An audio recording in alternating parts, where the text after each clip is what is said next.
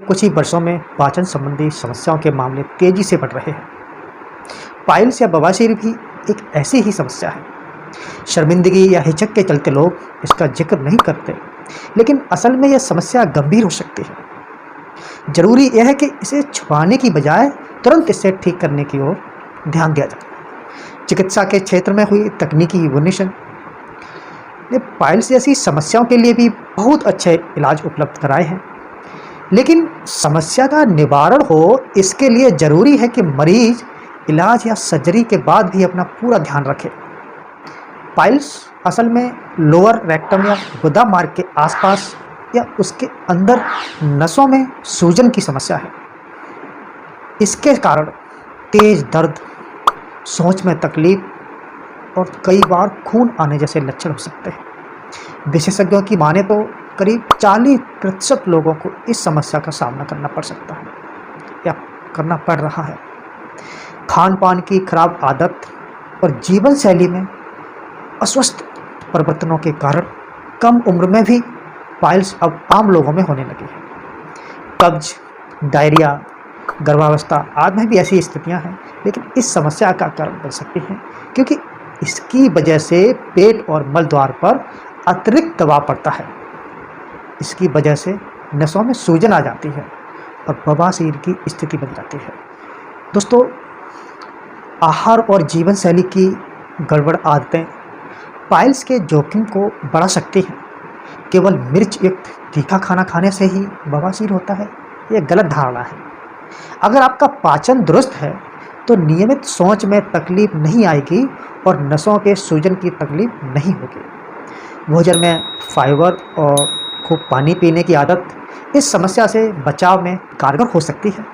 रोजाना की डाइट में कम से कम 20 से 35 ग्राम फाइबर का होना बहुत ही आवश्यक होता है।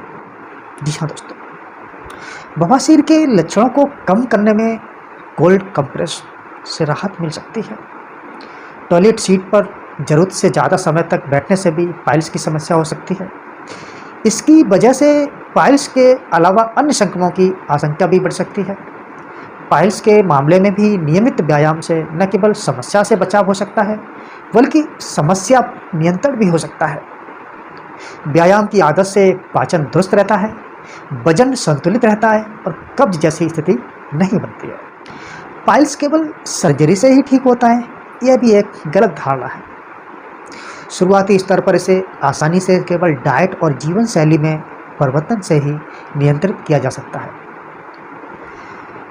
मात्र 10 से 15% मामलों में ही सर्जरी की जरूरत होती है।